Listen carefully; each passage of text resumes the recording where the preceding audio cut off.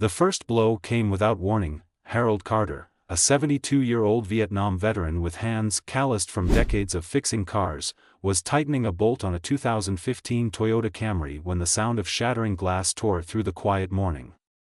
He spun around, his heart pounding, to see 3 police officers standing in the doorway of his auto shop. The morning sunlight glinted off their badges, but their eyes were dark with malice. Officer James Blake, the ringleader, stepped forward, his boots crunching on the broken glass. He was a tall man with close-cropped blonde hair and a smirk that made Harold's blood run cold. Blake ran a finger along the hood of the Camry, his gaze predatory. "Nice place you've got here, Carter," Blake said, his voice dripping with false charm. 43 years, huh? Must be doing something right. Harold set down his wrench, his jaw tightening. He'd heard the rumors, how Blake and his team had been shaking down local businesses, demanding protection money to keep trouble at bay. Trouble they themselves created. "What can I do for you, officers?"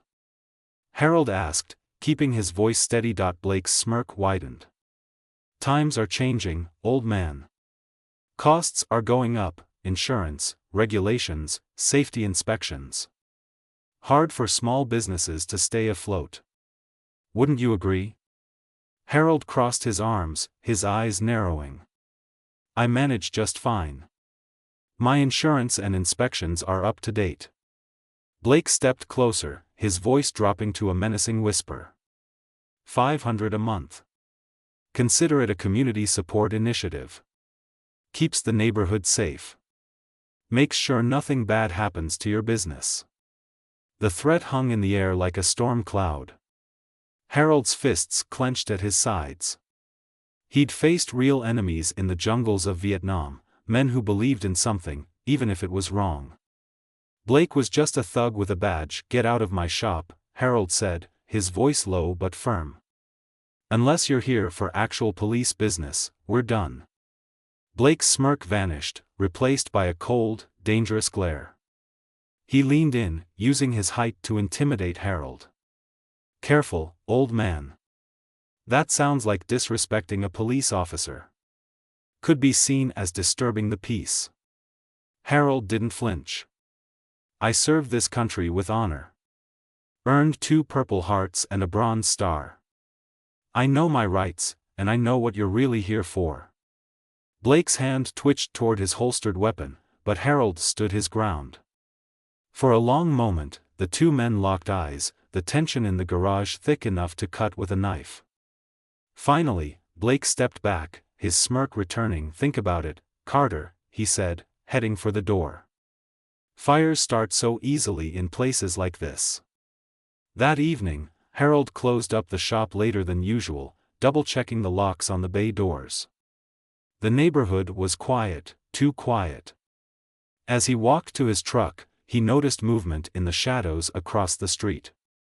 3 figures lurked near the abandoned warehouse, watching him.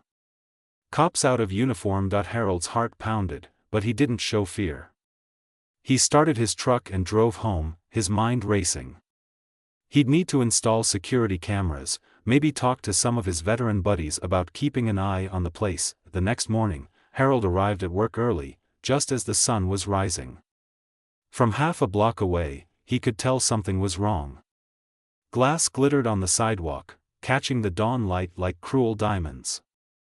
As he got closer, his heart sank. Every window in the shop had been shattered. The bay doors were covered in spray paint, crude messages and symbols that made his blood boil. Inside, his tools, thousands of dollars worth of equipment collected over decades, had been scattered and broken. Oil had been poured over customer vehicles, and on his workbench lay a dead rat with a note pinned to it, "Next time, it's you." Harold stood in the middle of his devastated shop, surrounded by the wreckage of his life's work. But instead of fear, he felt a cold, familiar clarity. The same feeling he'd had in the jungle when his unit was under fire. He'd survived worse. Much worse. As Harold called his insurance company, the health inspector arrived, a thin man with a clipboard and a smirk that matched Blake's. He immediately started writing citations. "Looks like you've got some serious violations here," the inspector said, making a show of noting the broken glass and spilled oil. Operating in unsafe conditions, potential environmental hazards. I'm going to have to shut you down until these issues are addressed. Harold knew the game. The inspector was as dirty as the cops, part of the same corrupt system. But he also knew that fighting back directly would only give them what they wanted, an excuse to arrest him. Harold drove to the police station to file a report, documenting the vandalism and threats. He knew they wouldn't do anything, but he needed the paper trail. What he didn't expect was to find Blake waiting for him in the lobby. Well, Blake drawled. Look who's here to cause trouble. I'm here to file a report, Harold said firmly. My business was vandalized last night. Is that right? Blake's smile was all teeth. Funny how things like that happen when people don't appreciate police protection. But from what I hear, you've got bigger problems, health violations, safety concerns. Might be best to just sell the place. I know some people who'd give you a fair price. Harold's temper flared, but he kept his voice level. I'd like to speak to your supervisor. Blake's hand went to his cuffs. Disturbing the peace again, Mr. Carter? Making unfounded accusations against law enforcement? Resisting an officer's lawful commands? Before Harold could react, Blake had him against the wall, cuffs snapping around his wrists. The older man didn't resist. He knew better than to give them an excuse for more violence. Harold Carter, Blake announced loudly, you're under arrest for disturbing the peace, resisting arrest, and making threats against a police officer. In his cell, Harold sat quietly, thinking of all the men he'd served with who died believing in justice and freedom. He thought of his son, Damon, who carried on that fight in shadows most people never saw. He was allowed one phone call. Harold knew exactly who to call. The phone rang 3 times before it was answered. Despite the distance and encryption scrambling the connection, Harold would know that voice anywhere. Dad? Damon's voice was calm but alert. What's wrong? Son, Harold said quietly, I need your help. Remember what you always said about bullies in uniform? There was a pause, and when Damon spoke again, his voice had changed, cold and focused, like a weapon being drawn. Tell me everything. As Harold explained the situation, he could almost see his son's expression changing, could almost feel the deadly calm settling over Damon's features. He didn't know exactly what his son did for Delta Force, but he knew enough, knew that the men harassing him had just made the biggest mistake of their lives. I'll handle it, Damon said finally. Just hang tight. And, Dad? Yes? Don't worry about the shop. These men are about to learn what real fear feels like. The line went dead, and Harold leaned back in his cell, almost feeling sorry for what was about to happen to Officer Blake and his corrupt friends. Almost. Because sometimes, justice needed to wear a badge, and sometimes, it needed to move in shadows. And his son was very, very good at moving in shadows. The night was still, the kind of quiet that made the hairs on the back of your neck stand up. Harold Carter sat in his cell, staring at the concrete walls, his mind racing. He'd made the call, and now all he could do was wait. He knew his son, Damon, would come. He always did. But this time, Harold wasn't sure what kind of storm he'd unleashed. Damon Carter stepped off the military transport plane at a private airstrip just outside Millbrook. The cool night air bit at his skin, but he barely noticed. His mind was already working, calculating, strategizing. He'd left his Delta Force unit in the middle of a mission, but this was personal. His father was in trouble, and that meant the gloves were off. Damon moved like a shadow, his black tactical gear blending into the darkness. He carried no luggage, just a single duffel bag slung over his shoulder. Inside were the tools of his trade, encrypted communication devices, surveillance equipment, and a few specialized weapons. He didn't need much. His most lethal weapon had always been his mind. As he approached the waiting car, a nondescript sedan arranged by one of his contacts, Damon's phone buzzed. It was Lieutenant Foster, his tech specialist. "Sir, I've got eyes on the Millbrook Police Department," Foster's voice came through the earpiece. "Their systems are outdated, but they've got some nasty surprises buried in there. I'm working on cracking them now." "Good," Damon replied, sliding into the driver's seat. "I need everything: financial records, communications, anything that ties them to organized crime. And keep an eye on my father. If they so much as look at him wrong, I want to know." "Already on it, sir." "Be careful, these guys aren't amateurs." Damon smirked. "Neither am I." Damon's first stop was the auto shop. He parked a block away and approached on foot, his movements silent and deliberate. The shop was dark, the windows boarded up, the bay doors spray-painted with crude threats. Damon's jaw tightened as he surveyed the damage. This wasn't just vandalism, it was a message. A message he intended to answer. He slipped inside through a side door, his night vision goggles casting the interior in an eerie green glow. The place was a wreck, tools scattered, oil spilled, and a dead rat left on the workbench. Damon's fists clenched as he read the note pinned to it. "Next time, it's you."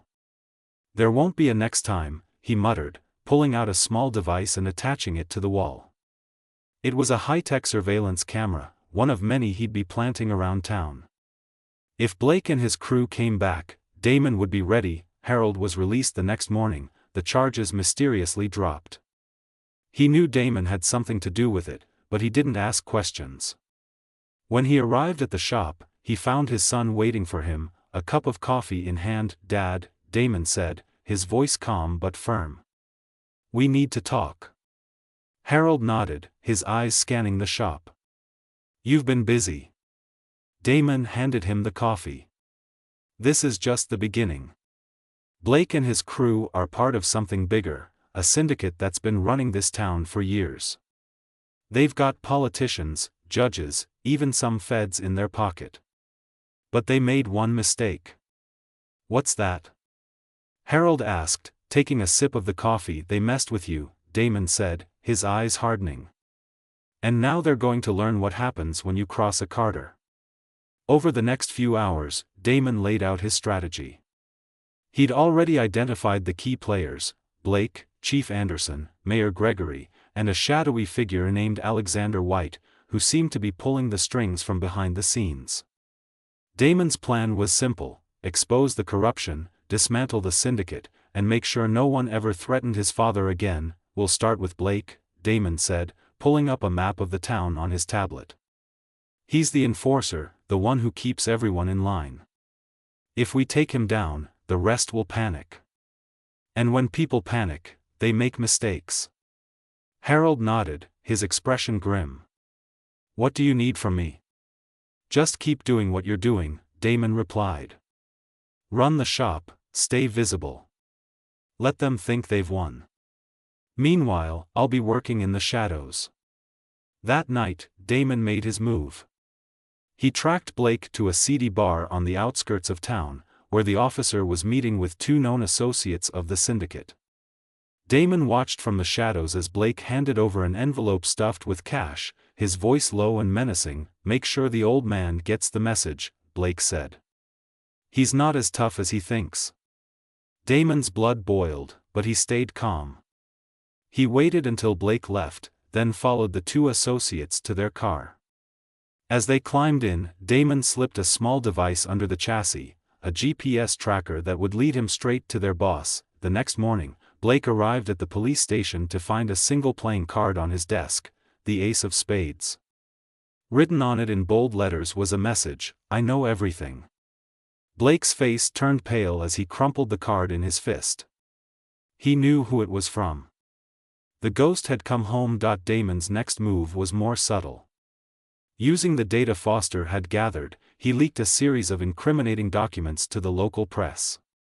The files detailed years of corruption, bribes, evidence tampering, even a few unsolved murders.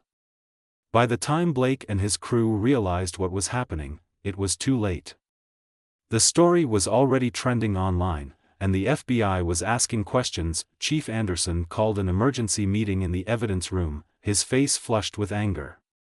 "What the hell is going on?" he demanded, slamming his fist on the table. "How did this happen?" Blake shook his head, his hands trembling.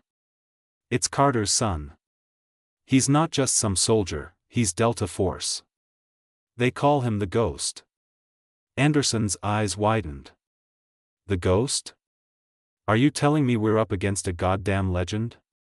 Before anyone could respond, the lights flickered, and the computer screens came to life, displaying a single message: "Too late." As chaos erupted in the police station, Damon sat in his father's shop, calmly sipping coffee. Harold watched him, a mixture of pride and concern in his eyes. "You're enjoying this, aren't you?" Harold asked. Damon smiled faintly. "Not enjoying. Just making sure justice is served." Harold nodded, knowing his son was right. But he also knew the fight was far from over. The syndicate wouldn't go down without a fight, and Damon was about to face his toughest battle yet. The morning sun rose over Millbrook, casting a golden glow on the town. But beneath the surface, tension simmered like a pot about to boil. The leaked documents had sent shockwaves through the community, and the corrupt officials were scrambling to contain the fallout. For Damon Carter, this was just the beginning. Alexander White, the shadowy figure behind the syndicate, watched the news from his penthouse office. The reports of corruption in Millbrook were everywhere, and his carefully constructed empire was starting to crumble. He picked up his phone, his voice cold and calm. "Send in the cleaners," he said. "And make sure Carter doesn't leave Millbrook alive."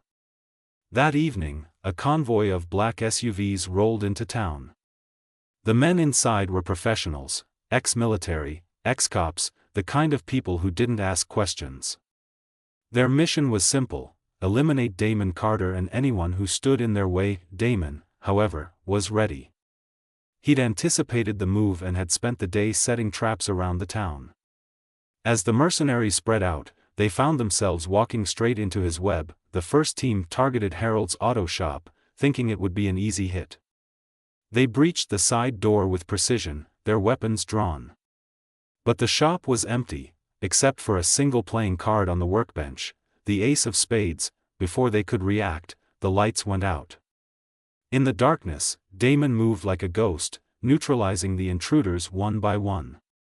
When the lights came back on, the mercenaries were zip-tied and unconscious, their weapons neatly stacked in a corner. News of the failed attack spread quickly, and the people of Millbrook began to rally. Harold's shop became a gathering point, with locals bringing food, tools, and supplies to help repair the damage. Among them was Rachel Turner, a local journalist who had been investigating the corruption for years. "This is bigger than just Millbrook," Rachel told Harold as they worked side by side. "If we can take down White's syndicate here, it could inspire other towns to do the same." Harold nodded, his eyes scanning the crowd. "We've got a long way to go, but we're not alone anymore." The mercenaries' second team targeted the police station, hoping to silence Officer Ryan Parker, who had been secretly aiding Damon. But Ryan was ready. With Damon's guidance, he had set up a defensive perimeter, using the station's security cameras to track the intruders. When the attack came, it was swift and brutal. But Ryan and a handful of loyal officers held their ground, their training and determination turning the tide. By the time backup arrived, the mercenaries were in custody, and the station was secure. As the sun set on Millbrook, Damon stood on the roof of a building overlooking the town. His phone buzzed. It was Lieutenant Foster. "Sir, we've got a problem," Foster said. "White's pulling out all the stops. He's got a team heading for your location now." Damon's eyes narrowed. "Let them come." The mercenaries arrived in force, their vehicles screeching to a halt in the empty street below. Damon watched from the shadows, his mind calculating every move. He knew this was the moment, the turning point in the battle for Millbrook. As the mercenaries spread out, Damon activated his traps. Smoke bombs filled the air, disorienting the attackers. Sniper fire from Captain Williams' team pinned them down, while Damon moved among them like a phantom, taking them out with precision and efficiency. When the dust settled, the mercenaries were defeated, and Damon stood alone in the street, his breathing steady, his eyes cold. The next morning, the town awoke to a new sense of hope. The failed attacks had exposed the syndicate's weakness, and the people of Millbrook were more determined than ever to fight back. Harold stood outside his shop, watching as the community came together to rebuild. Damon approached, his expression grim. "This isn't over," he said. "White's still out there, and he's not going to stop." Harold nodded. "Then neither will we." The morning sun cast a golden glow over Millbrook, but the town was anything but calm. The streets buzzed with tension as federal agents swarmed the police station, courthouse, and city hall. The leaked documents had done their job. Corruption was no longer a whispered rumor but a glaring headline. For Damon Carter, this was the moment he'd been working toward. For the people of Millbrook, it was the beginning of justice. The first to fall was Officer James Blake. He was pulled from his patrol car in the middle of a quiet neighborhood, his face pale as federal agents slapped cuffs on his wrists. "You're making a mistake," Blake shouted, his voice cracking. "I'm a cop. You can't do this." The agent in charge, a no-nonsense woman named Sarah Matthews, leaned in close. "You're not a cop. You're a criminal. And you're going to pay for what you've done." Blake's arrest was just the beginning. Chief Anderson was taken into custody at his home, still in his pajamas. Mayor Gregory was found hiding in his office, clutching a suitcase stuffed with cash. And then there was Thomas Lynch, the cartel leader whose empire had been propped up by the corrupt officials. He was dragged out of a luxury penthouse, his usual arrogance replaced by sheer panic. The federal courthouse in Millbrook had never seen anything like it. News vans lined the streets, their satellite dishes pointed skyward like mechanical flowers. Journalists from across the country crowded the steps, each hoping to capture the moment when one of America's largest corruption cases began. Inside, the courtroom was packed. Harold Carter sat in the front row, his dress uniform immaculate, his bronze star and purple hearts gleaming in the fluorescent light. Beside him was Damon, his expression unreadable but his eyes sharp, watching every move. The defendants, Blake, Anderson, Gregory, Lynch, and a dozen others, sat in a row, their faces a mixture of fear and defiance. The lead prosecutor, Assistant U.S. Attorney Rebecca Martinez, approached the podium, her opening statement cutting through the tension like a knife. "Ladies and gentlemen of the jury," she began, "what we will prove in this court goes beyond simple corruption. This is the story of an entire system designed to prey on innocent citizens, a system that turned law enforcement into criminals, public servants into extortionists, and nearly destroyed a community. But it's also the story of how that community fought back." Harold was the first witness. He took the stand, his voice steady as he recounted the events that had brought them here. He spoke of the threats, the vandalism, the wrongful arrest, and the moment he decided to stand up to the bullies in uniform. "I served this country with honor," Harold said, his eyes locking with Blake's. "I fought for freedom, for justice, for the rule of law. And I wasn't about to let some corrupt cops take that away from my community." Next was Officer Ryan Parker, whose testimony was particularly damning. He described years of systematic abuse, illegal orders, and cover-ups. When he reached the part about secretly saving evidence of Harold's arrest, several defendants visibly slumped in their seats. "I became a cop to protect people," Ryan said, his voice firm. "Not to prey on them." The prosecution presented a mountain of evidence, financial records showing millions in illegal payments, surveillance footage of corrupt transactions, and recordings of incriminating conversations. The defense tried to discredit the witnesses and challenge the evidence, but it was no use. The truth was undeniable. The final blow came when Rachel Turner took the stand. The local journalist had spent years investigating the corruption, and her testimony painted a vivid picture of the syndicate's reach. "This wasn't just about Millbrook," Rachel said, her voice ringing with conviction. "This was about power, about a system designed to crush anyone who stood in its way." But Harold Carter stood up. And because of him, we're all standing up. The jury deliberated for less than 4 hours. When they returned, the courtroom was silent, the tension so thick it was almost suffocating. "We find the defendants guilty on all counts," the forewoman announced, her voice steady. The words echoed through the room, a collective exhale of relief and triumph. Blake's face turned ashen, Anderson looked like he'd aged 10 years, and Lynch's hands trembled as he was led away in cuffs. Outside the courthouse, the crowd erupted in cheers. Harold and Damon stood side by side, watching as the corrupt officials were loaded into federal vehicles. "It's over," Harold said, his voice heavy with emotion. "Not yet," Damon replied, his eyes scanning the horizon. "White's still out there. And he's not going to stop." The morning after the trial, Millbrook felt different. The air was lighter, the streets quieter, as if the town itself was exhaling after years of holding its breath. The corrupt officials were behind bars, the syndicate was in shambles, and the people of Millbrook were finally free to rebuild. But for Damon Carter, the fight wasn't over. Not yet. Harold Carter stood outside his auto shop, watching as a group of locals worked together to repair the damage. The windows had been replaced, the spray paint scrubbed away, and the tools organized. It wasn't just about fixing the shop, it was about reclaiming their town. "Looks good," Damon said, appearing at his father's side. "Better than before." Harold nodded, a small smile playing on his lips. "We've got a long way to go, but we're on the right track." Damon's eyes scanned the street, taking in the scene. People were talking, laughing, working together in a way he hadn't seen in years. It was a start, but he knew the real work was just beginning. Officer Ryan Parker stood in the middle of the police station, his new badge gleaming on his chest. The corrupt officers were gone, replaced by a handful of loyal cops and a few new recruits. Ryan had been appointed as the interim police chief, a role he never expected but was determined to fulfill. "We've got a lot of work to do," Ryan said, addressing the small group of officers.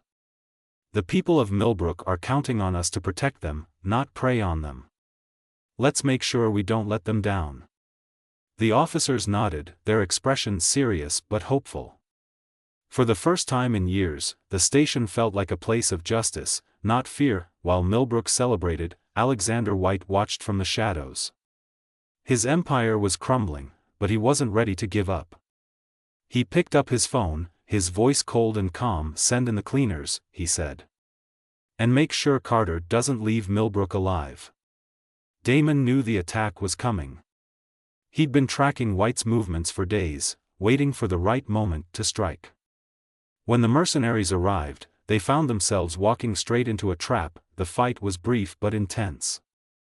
Damon moved like a shadow, his years of experience turning the familiar streets of Millbrook into a deadly maze.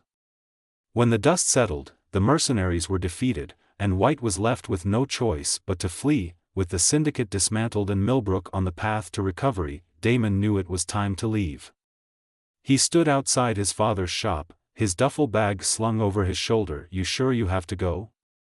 Harold asked, his voice heavy with emotion. Damon nodded. "There are other towns like Millbrook out there. Other people who need help. I can't just walk away." Harold placed a hand on his son's shoulder. "You've done more than enough. But I understand. Just promise me you'll be careful." "I will," Damon said, his eyes softening. "And I'll check in when I can." As Damon drove away, Harold watched until the car disappeared from view. He knew his son was doing what he had to do, but it didn't make saying goodbye any easier. Back at the shop, Rachel Turner was waiting. "He's something else, isn't he?" she said, her voice filled with admiration. Harold nodded. "He is. But so are we. Millbrook's got a second chance, and we're not going to waste it." The morning sun rose over Millbrook, casting a golden glow on the town. The streets were quiet, the air crisp and clean, as if the town itself was healing. Harold Carter stood outside his auto shop, watching as the first customers of the day arrived. The shop had become more than just a business, it was a symbol of resilience, a testament to the power of standing up to corruption, but Harold knew the fight wasn't over. Somewhere out there, his son, Damon Carter, was still fighting. The ghost had left Millbrook, but his legacy remained. Damon sat in a dimly lit room, his eyes fixed on a map of the country. Red dots marked towns where corruption still thrived, where people lived in fear of those who were supposed to protect them. He had already helped a few communities, but there were so many more. His phone buzzed, a message from Lieutenant Foster. "Sir, we've got movement in Arizona. Another town, another syndicate. They're using the same playbook." Damon's jaw tightened. "Send me the details. I'll handle it." He packed his gear, his movements calm and deliberate. This was what he did, what he had always done. But this time, it felt different. Millbrook had shown him that change was possible, that one act of courage could spark a movement. Back in Millbrook, Officer Ryan Parker stood in the middle of the police station, his new badge gleaming on his chest. The corrupt officers were gone, replaced by a team of dedicated men and women who believed in justice. Ryan had been appointed as the permanent police chief, a role he never expected but was determined to fulfill. "We've got a lot of work to do," Ryan said, addressing his team. "The people of Millbrook are counting on us to protect them, not prey on them. Let's make sure we don't let them down." The officers nodded, their expressions serious but hopeful. For the first time in years, the station felt like a place of justice, not fear. Harold sat in his shop, a cup of coffee in hand, watching as the town came to life. The streets were bustling with activity, the sounds of laughter and conversation filling the air. It was a far cry from the fear and silence that had once dominated Millbrook. Rachel Turner walked in, her notebook in hand. "You've done it, Harold. Millbrook is free." Harold shook his head. "We've done it. All of us. This town didn't just survive, it thrived because people stood up and said enough." Rachel smiled. "And because of you. You started this." Harold's eyes softened. "I just did what I thought was right." Damon took it from there. Damon stood on a hill overlooking a small town in Arizona, his eyes scanning the horizon. The town was quiet, but he could feel the tension beneath the surface. Another syndicate, another fight. But this time, he wasn't alone. A young man approached, his eyes filled with determination. "You're him, aren't you? The ghost?" Damon nodded. "And you?" "I'm just a guy who's tired of being pushed around. I want to help." Damon studied the young man, seeing a reflection of himself, and of his father. "Then let's get to work." As night fell over Millbrook, Harold sat in his shop, a sense of peace settling over him. His phone buzzed, a message from Damon. "Another town, another fight. But we're making a difference. Thank you, Dad, for teaching me to stand up." Harold smiled, his heart swelling with pride.